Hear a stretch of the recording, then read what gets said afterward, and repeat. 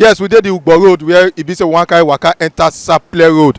And you know say Ugbo Road na one of the road when e dey reduce traffic for the Benin-Sapele Road. And you know say federal government talk say dem wan do reconstruction of Sapele Road when dem don start. And this one na make us waka enter the Sapele Road so that we go talk to some of the residents and the engineers when dem dey for the road. And you know say dem don do gutters wey oyibo dey call drainage, and dem don dey cast the road, and dem dey do other work for the road so that the road go dey standard as the minister of work David Umahi talk. And that make us one kind waka go so that we go pass through PZ, we go pass through Moscow, we go pass through Limit, we go pass through Country Home, and we come reach Winners where dem don do the road reach, so that we go know how far dem don go, so that we go know whether dem go finish the road for rainy season or dem no go finish am. Follow me as we go enter Sapele Road so that we go dey do am dey go small small.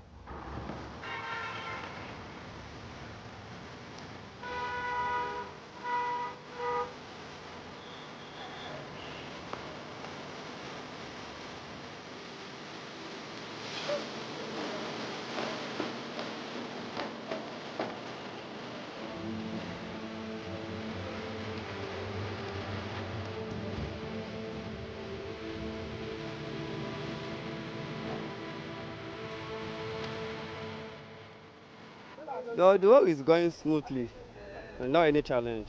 No, for this work now, for how Benin be, for rainy season, problem dey because of the eruption.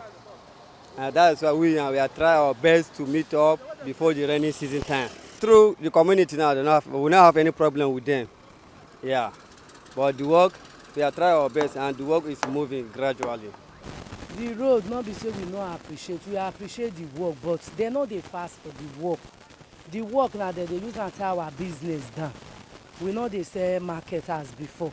We don talk na wetin I go fit tell dem na we don already tell dem. I don already tell the white man say dem no dey fast o. Dem say dem go try make dem put more effort for the work so that dem go fit fast reach where dem go do am reach. Na better thing, as they decide, federal government decide say they want work on this road.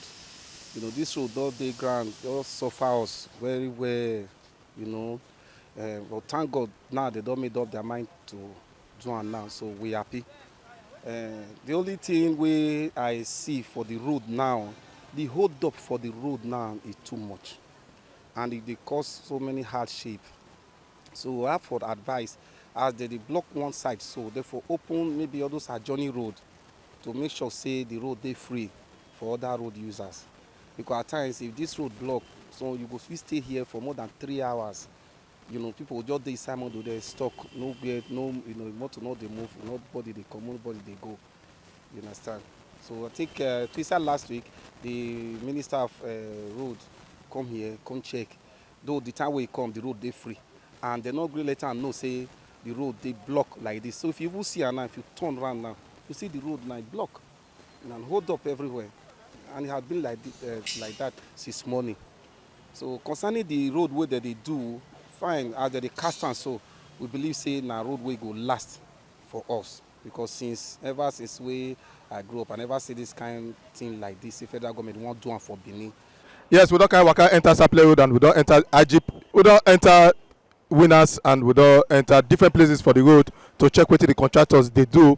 You go say the contractors dey do very well, as e be say dem don do gutters, dem don do road, and you see say cars dey waka up and down, but dem block one side of the road sake of say, you see am for my back, dem say slow down, walk ahead. And the contractors when they do this work na be Levant. Remember say years ago they block this road sake of say the road bad, and the people when they block the road now they call Sabak, they come block the road, cry unto government say they no fit again make them they use this road, because the road they affect them for their business, for their things, and to go house. So they can make federal government through the Minister of Works, Dr. David Umahi, swing it into action when he can say this road they go change it to concrete road. You see am, so the work don dey go very well. We go still give you waka how they don't do the work reach. For now the day wetin we dey call Winners for Sapele Road, na there they don't do the work reach. If Unanya Ukweze na dey report for TMC TV.